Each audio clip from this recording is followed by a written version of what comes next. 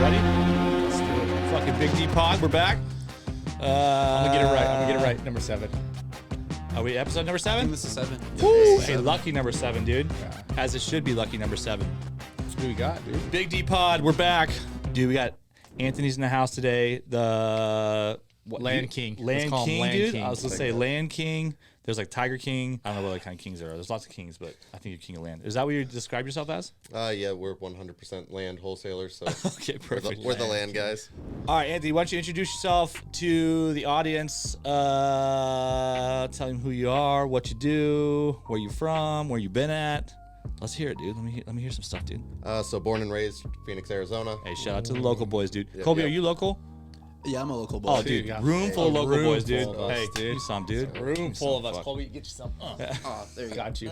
I got you. Yeah, I grew up in Arizona. Spent majority of my adult life as a plumber, hating life. Really? Hating life. Crack I didn't know crack that out or about no? you, dude. I tried to keep it in. Try to keep it in. Try to keep Yeah, it tucked. dude. See, I like I'll always say. seeing some crack when you're doing plumbing. Dang. What started you as a plumber?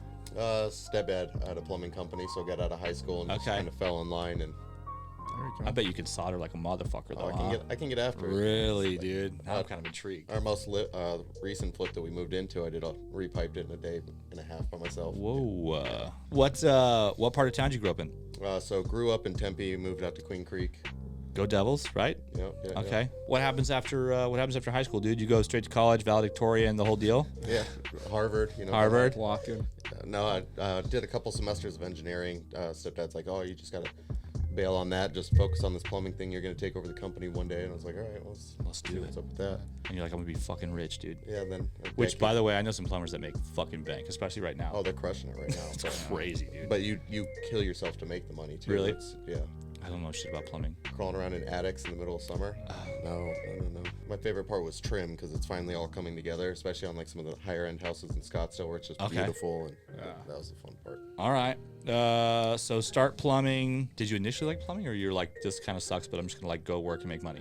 So it's fun working with your hands and building something, but Yeah. just summer after summer after summer, digging in the sun, running pipes through attics, and you're just like, there's got to be more to life than getting up at 5, working all day, going to bed at Yeah, dude. 10.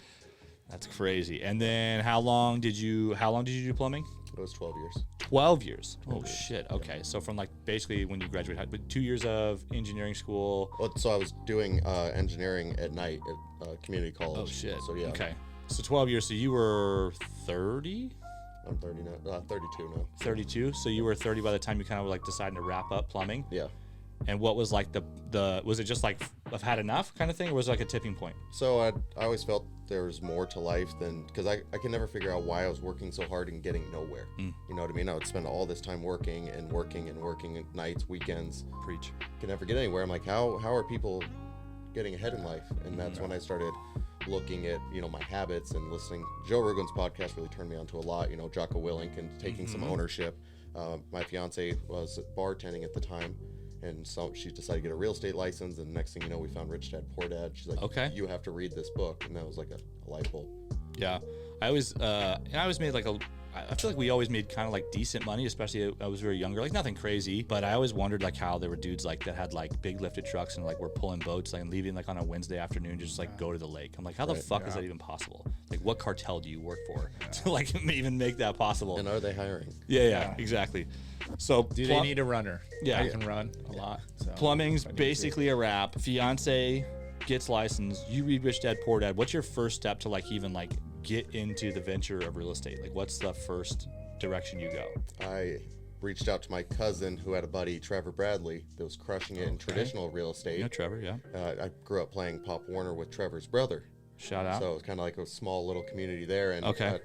Trevor's like, hey, let's go to Top Golf. Let's talk about, what you're trying to do. Okay. Because I was like, I need to start flipping houses and buying rentals because of Rich Dad Poor Dad. Yep. He's like, how much capital do you have? I'm like, none. Zero.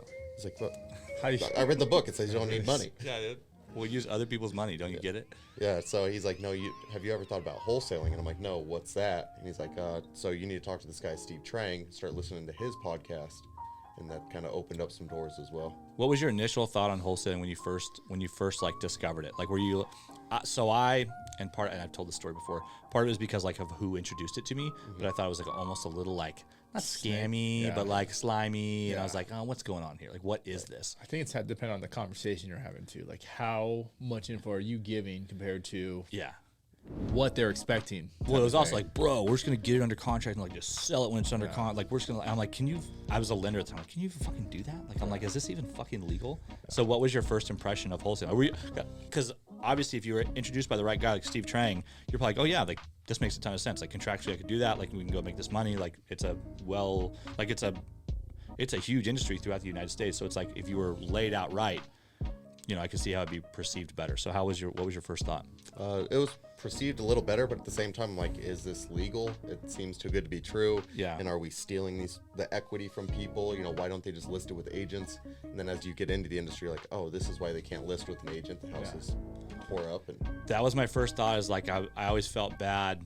Like I'm like, oh, we're taking their equity, right? Especially when you hear about like these dudes, these like 100K rips, and you're like, what? Like those guys, probably need it. But then you're right. Like you go sit in these people's living rooms, and like the reason you're able to buy at such a low price is because they've had like years and years and years of like 1, bad decisions, 2, deferred maintenance, and 3, like just there's always something there that just makes them not a good fit for the traditional market. Yes. And you're providing a service 2 ways. 1, finding a way to like just get the deal moved, and 2, finding like an end buyer for that deal too, which they can't just go do on their own. So that's cool. So you go meet with Steve, and he just is like, what's up, dude? I hire you right away. You make $1 million and right off in the sunset, or how's that go?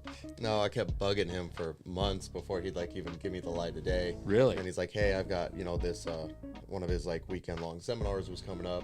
And I basically said, hey, here's all the books I've read. I'm really trying to figure this thing out. He's like, well, come to my seminar, invest in yourself, pour some money into it, which I did. And that helped me start getting the traction. Still is. How much was that seminar? Back then it was like $1,000 a month. Okay. Like he bought into the coaching, and it gave you weekly coaching plus his like access to his seminar. And you were were you making decent money at the time, or was that like a lot of money? That was still a lot of money. Yeah. That was a lot of money. Yeah, we're burning through some savings to make it happen, but I was like, would rather try than not. That's always a common vein that we find, that anyone that's like made any money or is somewhat successful in this industry is always like, usually it's always been like, hey, we didn't have a ton of money, but we just were like, fuck it, We're gonna right? try, Yeah, spend the money and then just have the faith that it'll come back. Like usually it's like Equity a little, lines. yeah, dude. Start out Yeah, with some equity lines. we both pulled equity lines on our house and fucking put $50,000 in the business like that. And we're like, fuck it, we'll see what happens, right? We were gonna lose our houses. If anything else, the house payment just went up a little bit, and fucking we'll see what happens. So you go to Steve, you bug. You join the mentorship, not knowing anything about real estate at that point. Like, what was the first thing you felt like you really needed to learn, or the first like kind of like glimpse of like, oh, I can fucking do this? Like, how'd that transpire for you? So it was probably 3 or 4 months without getting a deal, working plumbing all day, trying to get off at 4 so I could cold call for 2 hours a day. Okay. And just spinning my wheels, sending text blasts, doing all the things that everybody says to do. And were you like buying data? Were you using Steve's systems, or what were you doing? Yeah, buying data from Batch and then getting skip traced and putting it into the Mojo dialer. And the one thing I realized really soon is I was not a good salesman. So Like even on the phone? yeah, on the phones I was terrible. Yeah. And I'd get nervous and twitchy Yeah. and stomping my feet. And I tried to play video games. I was cold calling, just getting nowhere. So I was getting. And then I approached Steve. I'm like, hey, because they had a spot open on their team. So I was like, oh, maybe that's the in, is I just need to get around some people doing it at a high level so I can learn. Yeah. So I bugged the shit out of Steve, and I went in there and once again said, hey, look how many Audible books I've gone through now. I'm serious about this. So he's like, all right, come on the team. And that was really eye-opening, being able to be on a team that was operating at a high level. And did the sales ability go up to a level where you could like manage it? Because it seems to me, and like, don't take this the wrong way, but it seems to me like sales is probably not your like natural way to go. No, definitely not. Right? Yeah. So like, did the sales like knack just go up just enough to like get the job done, or did you find a different way to leverage your own skill set? So it never did in the beginning. I even joined the team. I got one deal done, and I could just still not find my footing because I wasn't fully invested into going all in. Yeah. I still wasn't sure if this was going to be viable to get me out of my day job. So I even quit the team because I was trying to work the day job, and we were doing a live-in flip, and there was way too much going on that I had to step back, and that I was just like, hey, this might not be for me, and I even took a few months off.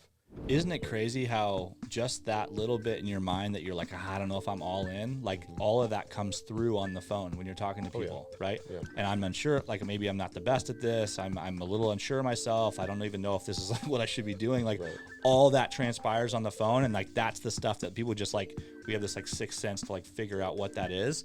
So you get the deal, you're running into struggle. You now go a few months, you're like, fuck, like maybe this isn't it. Maybe is it back to plumbing at that point? Yeah, I never left plumbing. Okay, so you were still going. Job, yeah, and that was a big issue. And Steve and Max kept telling me, hey, you need to quit this job because it's going to prevent you from being able to do this full time. But I couldn't see the viability yet. Yeah. You know, I had a small $5,000 check, small now, but back then that was a lot. And that got me through a bunch of the renovations on the house, and then that money was gone. And like, I can't leave my day job because we're not going to be able to cover mortgage. Yeah, where's the money going to come from? Right. So what was the step that made you like leap, essentially? Jesse Burrell. Really? Yeah. So I've seen you ride around the Lamb before. Right. I've seen it. He actually, I think, parked in your garage. So I'm like, what's the connection here? Like, tell me the connection with you and Jesse Burrell. Why do you have his Lamborghini? So I got back into wholesaling, kind of doing it on my own. Started getting a little traction with, you know, some houses here and there. And then one day I was at Jesse's house because we normally do like a Friday night game night. He's like, every day you go to plumbing, you're losing money. What was this? Hold on. So what was the sauce? Like you leave and then you go back. Like, so I always, when I like really transitioned in real estate and I'm like, I'm going to go make money, I almost got like a little pissed off. I call it pissed off for greatness. Right. I got a little irritated. I'm like, fuck this. Like, I'm going to go make this happen regardless. And there was a little bit more edge to me. And I felt like it like pushed me. Do you feel like, was it like, fuck this, I'm going to go make it work, whatever? Or was it like, hey, I took a step, I calmed down, maybe I can even see it from a clearer lens? Like, what was it? So that first check I got on Steve Trang's team was like a proof of concept. Like, this does work. It's real. And I had to look at myself. I'm like, it's not working because of me. I'm failing to do the calls. I'm failing to learn sales. And that was a big pill to swallow. And that's when I was like, fuck it. I'm doubling down on my education for sales training. Steve and Max helped me through a lot of that. I got heavy into Sandler, transactional analysis, neuro-linguistic programming, and just nerded out for those months where I wasn't doing it. And then I was like, let's give this another try. Did you enjoy all that training? Is that you think something that you think helped you? Oh, yeah. Yeah. Yeah, 100%. Yeah. Because it's like, if you don't enjoy it, if you don't even enjoy doing that, it's like, you're not going to take it in. Yeah. Right. It's just going to go in and out. Yeah, tough to do. I nerd out on the psychology stuff. Really? So, yeah. I like a lot of psychology. Like, I'm always like, why the fuck are you thinking what you're thinking? Right. Okay, so it sounds like you just gained perspective. It sounded like you like had to trip and fall, take a step back, go like, all right, what the fuck just happened? Like, and then it's almost like, and you know, I'm kind of assuming here, but like you go back and you're like, well, what the fuck else am I gonna do? Right? I mean, I'm still plumbing, but I'm kind of back in this step of where I'm really not pursuing any of this anymore. And it's like, well, fuck, what do I have to lose besides a little bit of time if I just jump back in? What year are we in now to where you're like wholesaling and starting to make like a little bit of money where you go back in? 2 years ago. Okay. Roughly, yeah. So 2020. 2020. What? A lot has been in 2020 for a lot of people. Yeah. Most people, right around COVID, decided for some reason this was the time to do it. Well, I have a theory about that, but we can jump into that. But my question for you is, what were you doing when fucking the first week of March hit in 2020? I was listing our live-in flip Really? to sell it. When we had just gone under contract and COVID hits, and we're like, Did they holy cancel? shit. No, they Really? routed through. Yeah, so we were able to get that done, and that was another reason I was able to go back into wholesale a little more aggressively, as we made 80 grand on that. That was the biggest check I've ever seen in my life. Yeah. So that was a whole year, pretty much. That was a whole year's salary. That 100%. And now we had that, and we bought an even shittier house in Mesa that we were going to live in and flip. So we had some cash reserves, and fiance was like, hey, I think you can do this. Let's give it a try. So I started dabbling again, but Jesse Burrell really shoved me out the door. He's like, you just got to do this. I believe in you. Oh, okay. When did you actually go under contract? Were you like February under contract and you guys like were through it? Or was it like real close to when the lockdowns hit? It was like lockdowns are starting to happen. We're under contract. Yeah. Really? So nobody knew what was going to happen. We're like, I mean, you still gotta have a place to live, I guess. Yeah, I was gonna say, you still, I mean, Even more than you're like, well, we gotta like get somewhere so we have a place to stay inside. Yeah. So you sell the house, make 80 grand, go buy another one. Now you've got like probably a little bit of weight off the shoulders, a little bit of breathing room. Yeah. So maybe a little bit more perspective of like, fuck it, like let's go. Was it like, hey, this is the last shot, like let's go all in and either make it work or like plumbing's the way? was the fiance actually selling some other houses? Yeah, what's happening like there? during that time? So a couple. crazy enough, so she got licensed. Wasn't a big fan of like traditional Yeah. listings and stuff. And Steve Trang was also looking for an integrator. Oh, okay. So she joined Steve Trang's team as well as like on the integration side and a lot of the back end stuff. So Wow. we were both on the team. She actually stayed on after I left as well and kept working with them. Okay.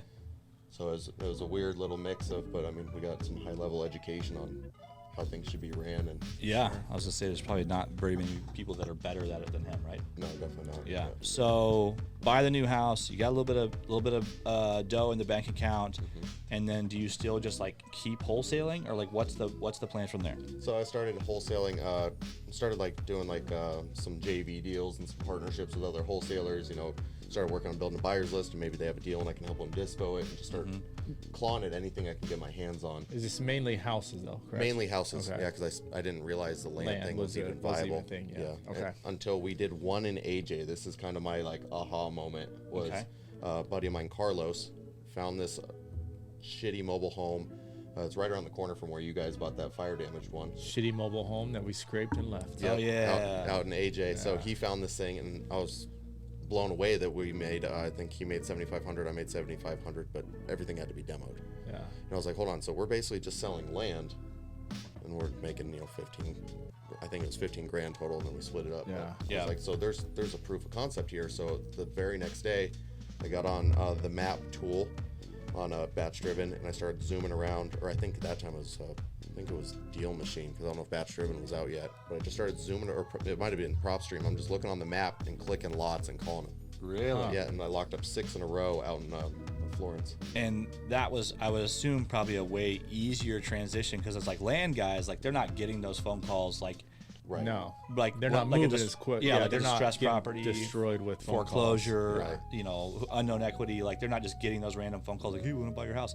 It's like those guys are like, "Oh shit, yeah, that land's just I been sitting forgot I there." had that. Like, Yeah. I just got to pay the taxes once a year on that piece of shit. Oh dang. Well, especially with COVID going on, they probably definitely weren't getting a lot of calls. And here I come saying, "Hey, you want to sell your?" And what helped is having the plumbing construction background, so I could actually speak the lingo. Okay. Like, hey, what utilities are here? Do you have a water meter on site? Is there a septic already installed? Did you get the perk test done? Because I kind of knew Like, damn, this motherfucker knows his shit, dude. compared to other people, like, Yeah. hey, do you want to sell your land? Yeah. Yeah. And So- like, let me get this straight. It's 4.4 acres, and where is it? And you're like, I don't know, man. You called me. What- like, Yeah. we have a piece of land in Maricopa, and I get calls all the time. And it's like you can tell it's a wholesaler. And there's like, and where is this located? And what is the size of the lot? I'm like, you found it. You called me. What are you doing? So a little bit, a little higher level conversation. I'm sure was nice for these guys to hear. And we just started getting a snowball effect, and it started happening faster and faster, and just kind of fine-tune this virtual driving for dollars technique. Because now I have like no outbound marketing budget. Yeah. It's me with a map and just Click, hitting call, lots. go. Yeah. Click, call, go. Higher percentages of conversion, which is huge. I'm already thinking like, how do you even go about like dispoing that land? Did you have a guy that was like, yeah, I'll buy land? Or are you like, is that like another issue you got to go tackle? So that was another issue I had to tackle, and what I did was just look in areas, find new builds, look on the tax records, be like, what LLC built that? Okay. Called them, I said, hey, it looks like you picked up that lot for 65. If I brought you another one at 65, would you be about it? And they're like, absolutely. So I love this because we actually just did a video on this the other day about like, you don't always know. Like you don't always just know this stuff. Like I think some people just think like we as investors just inherently know things that helps us like solve these problems. And literally like some of those things were just like, I don't know, we're gonna have to go like figure it out. So like half the thing is like you went and like, we're like, all right, let's contract these like pieces of land and I'm just gonna go figure out how to sell it with whether it happens or whether it doesn't. That's the cool part about wholesaling. As long as you're in an inspection period, there's pretty little risk, right? Besides you're gonna maybe look stupid or whatever, but who cares because there's millions more people out there. So you went and just kind of figured that out. You're cold calling LLCs, figuring out who's at the top, who can buy these things, and then when you start doing that, like you finding buyers like kind of right away, or how'd that process go? Yeah, it was pretty quick because a lot of the guys that are doing 5 to 10 houses a year, they don't have a giant in-house team calling for them, and they can't go on market anymore because the land prices on market are just silly. Yeah. So they're stoked. We Really? probably sell majority of our land to 5 buyers locally. Were you just kind of like, oh shit, like I fucking found something here? Yeah, we hit a little gold mine. That's awesome. So dude, you know what we want to hear. What's the deal that like changed your paradigm, change your bank account, change your business? What sticks out to you specifically? So it was that one in AJ that just showed me that there's a viable path chasing land instead of going after houses. Yeah. The biggest bank account changing one was the one we did recently up in Sedona. Ooh, Heard tell me. about that one. Yeah, so that was a fun one. It was a failed project that was brought to me by another wholesaler, and they didn't know what to do with it, so they brought it over. Like, hey, maybe the land guy can do something with it. Were there was it there something slab getting things built? framed? Like, Yeah. how'd the land? So all the underground was done. Majority of the slabs were poured. There's a couple driveways that needed to be finished, but Really? pretty much everything underground was already passed, inspected, ready to go. So they're ready to start going vertical. Oh my goodness. Yeah, it was a so fail. they needed like essentially framing. Right. And like framing, I mean, plumbing, still a lot of stuff, but still, like that's a lot of the groundwork was done. I was gonna say the underground for someone that doesn't do a lot of development stuff might even be some of the tougher parts, like getting utilities in, dealing with all those municipalities are a fucking giant pain in the ass. Right. We know that for firsthand. Yeah. So somebody brings you that, and is it initially like you see it and you're like, ooh, there's something here, or are you kind of like, let's see? I was like, we'll take a look at it because it seemed like the price was high that she was asking. And then I started pulling comps in the area, put it into my little Excel spreadsheet, and I'm like, yeah, there's like a $2 million exit on this if it's built. Really? So I was like, there's potential, and that's just if you build to sell, not even hold. And the rental market in Sedona is insane. You can't find rentals. And so we've seen this personally. Maybe we'll see if we can add a picture of it into the pod. But had you seen the pictures of like what it looked like, or were you just kind of like looking more like? Oh, I drove up there. Oh, really? Yeah, as soon as it hit and I saw there was potential, I jumped in my truck.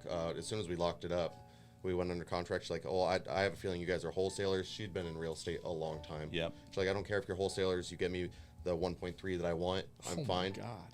And I was like, okay. But she's like, you're not getting anything longer than a 30-day inspection period with a 7-day close. I was like, That's tight.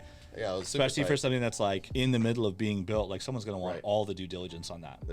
Exactly. So I drive up there the next day. All the fire systems that were underground were still holding test. All the plumbing lines were still holding test. Really? So everything looked great, and that's my background came into play there. That I knew what to look for. There's some erosion in the back that we had to get fixed within escrow for some of the back like water runoff. So She had a winner on her hands. What'd she buy it for? Do you remember that? I think like 400. Oh my.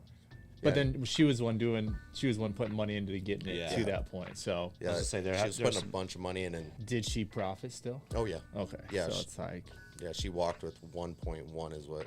oh, Yeah.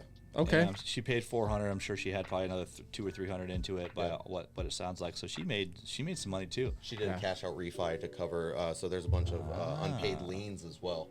So she had a what cash kind out of- refi. Hey, can I call that lady and ask what kind of bank is doing cash out refis on a slab? Yeah, well, she cash out refied on a different property. She Oh, owned to okay. cover the debt Like, that she was carrying. show me that bank, dude. Yeah. I'm gonna call those guys. So that's crazy. So you get in your car, you drive up there, and like once you set eyes, you're like, oh shit, like good to go. So we've seen the picture again. We'll show you the picture, but it's like even the picture I saw, I'm like, oh, that view is fucking incredible. Yeah. Amazing. Yeah. You had beautiful views on two sides, so it's gonna be a great property. What's getting built up there? Now? 10 units. And that'll be like Airbnb. So no, short-term? you can't do short-term rentals. The least amount of rental period is like 30 days. Okay, gotcha. Because it's in like the country club for the golf course too. Oh, damn. So you have access to the golf course and everything. Wow. Yeah. That'll be incredible. And then you lock it up, and how does the selling process go? Like, is it something where you're like, it just sold right away? Did you have to like search around, or how'd that go? There was a little searching, and the crazy thing is I met Luke like I think at the Iman's charity event a Shout out Luke, bro.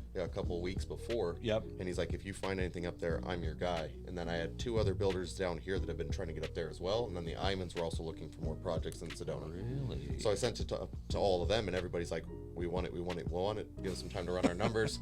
And so Luke calls me. He's like, hey, what do I have to do so I can get it right now? I'm like, we're asking 1.6. He's like, will you take 1.55 and we'll get it done? I said, absolutely. Hey, welcome to the 2022 housing market, dude. Yeah.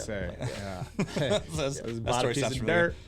Yeah, and it got crazy through the inspection period. She had to get her contractor back out there to fix the erosion issues, and then when it came push to shove, she was going to refuse to sign at closing Really? because she saw that. With itself. Yeah, she saw that we were going to make a good rip on it, and she's like, I'm not going to sign. I'm like, so here's, unfortunately, how this is going to go. We have a $3.5 million construction loan sitting at title right now. Yeah. And if we lose that and we still have to pay the interest, we're coming after you for that. Yep. And yeah, so she's like, okay, yeah, we'll just sign. Yeah. Yeah. So are you gonna call her back and ask her for the next piece of land she started? See, what else you got? What other projects are you working on? Yeah. Look for your name on the next one. She was cool. It was just very high stress at the end, but she was pretty cool. So bit of a roller coaster, obviously, but you know, same thing as like the continuing moral of this is like you see this, you're like, all right, let's go work for it. You jump in your truck and drive to Sedona, which is like what, 2 hours, 2.5 hours probably. 2.5 hour drive. 2 hours. So just to see if this is even a deal, like that's 5 hours minimum right there. So you're like, all right, let's take away from the business, let's drive up there, and then I mean, you know what we want to hear, dude. Like, what's the total payout? What's the total payout on that pig, dude? So the assignment fee, we didn't even double close this either. We did it just straight on assignment. Did you even think about double closing it, or were you just like, nah, fuck it? I was like, they had such a great reputation. The Viking guys have a great reputation in the space. So I was like, you know what, we're just going to send it and see what happens. I mean, they could have been like, hey, fuck you, we're not paying that. But they were cool with it, and everybody's happy, and we walked with $250,000 in assignment fee. Oh, my goodness. Dude, it's been $250,000 days over here. Dude, $250,000. Tino, the last one, right? Tino hit $250,000 the other day. Yeah. We just had one that popped and hit $250,000. Pretty crazy that even like you're even talking about deals that size. Right. In fact, short story. I went on Jerry Norton's podcast like almost 2 years ago at this point, and he was talking about every flipper or investor should be making 7 figures every year, and I just couldn't even fathom how the fuck it was possible to make $1 million in a year. I'm like, how the fuck? I'm like, we're trying to make 120 each. Like, if we can do that, we'll be set.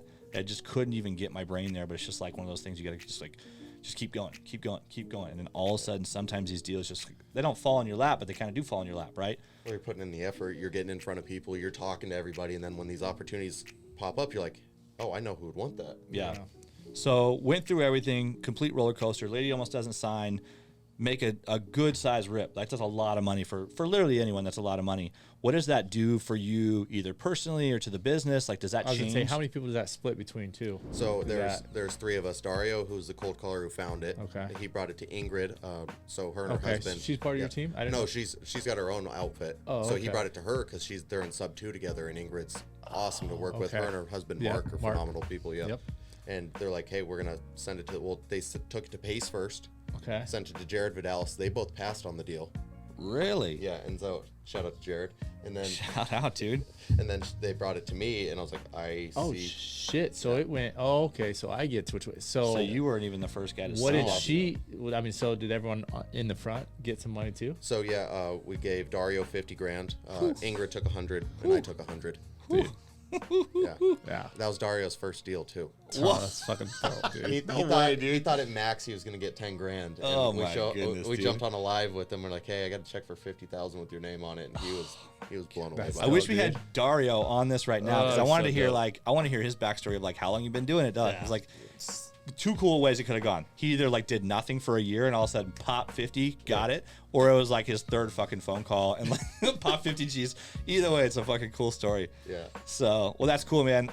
We always love hearing like the success stories because like the cool part and why we have you tell the story first is like, dude, like plumber, hated it, rooftops, attics, sweating, right? Like grind it out, and then like go into wholesaling, essentially fail your first round of wholesaling, right? Go back, like continue to plumb and like, well, maybe that's not for me, and then like go back into it. Just that alone, right? Just that wherewithal, like fuck it, I gotta go do it kind of thing.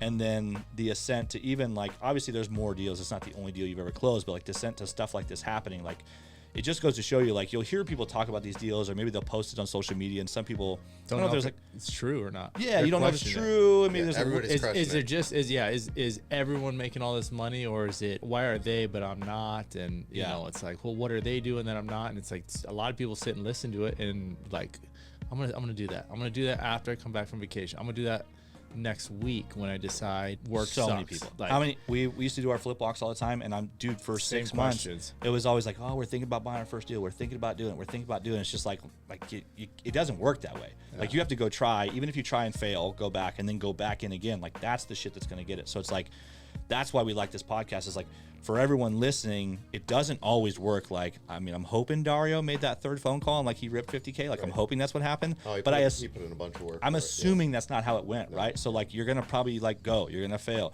you're gonna go again. Like even when we started wholesaling, dude, we wholesaled for 8 months. We spent like $40,000. We got didn't make any. Yeah. We got one flip that made us back like 50 or 60. Yeah, 50 or 60 it was grand. like we made like an extra 10 after, but the time that we put into it, well, I mean, we lost. But that failure is what we needed to get into, like, because that well, was what realized it's not for us. it pushed us into flipping, because it was like, well, this isn't working. Like, let's go try this. And all of a sudden, flipping for us just happens to go right. But it wasn't like we didn't know that before. So it's always a cool story when you hear someone struggle and like make it through. Although, again, dude, I'm just gonna like assume, I'm not assuming Dario only made 3 phone calls, but I'm hoping he did, dude. You could be a Dario too, dude. And Dario, shout out to you, dude. But we hear time and time again where someone does do it in 3 phone calls, but majority of times not. It's you grind for months and months and months, and you get a little traction. Then you grind for months and months. Yeah. Because that's how it was. I reinvested every penny I got into cold callers and direct mail and doing everything that everybody said to do, but I wasn't actually I didn't have the systems in place to capitalize on any of the leads. So I was finding a deal through like grinding and then spending all the money and then have to go grind again to make the money to go spend again. It was, That story sounds familiar. So what'd you do? Buy a new Ferrari or what's going on? Not yet. Still waiting. It's on order. Yeah. That's awesome, dude. All right, man. Well, hey, we appreciate you coming on the pod. Absolutely. We'll tag him so it has land. Bring it over to Anthony and see what he can make. Maybe he can make you $50,000. Yeah, absolutely. Maybe he'll make you 100, dude. Maybe it's more. Who knows? So you got land deals. Send to Anthony. We'll put like information at the bottom, or I don't know how the fuck. We'll figure it out. We'll figure it out, right, Kobe? Colby will do it. In the Kobe's got description, us. whatever you have, you can go ahead and just send it our way, and we'll put it there. Cool. Yep, we'll put that in the description. If you enjoyed this podcast at all, if it brought you any value, if you just happen to think that you want to have Anthony on more, like and subscribe to the podcast. I've heard if you unsubscribe and then resubscribe, that's also a good deal. Comment, say something.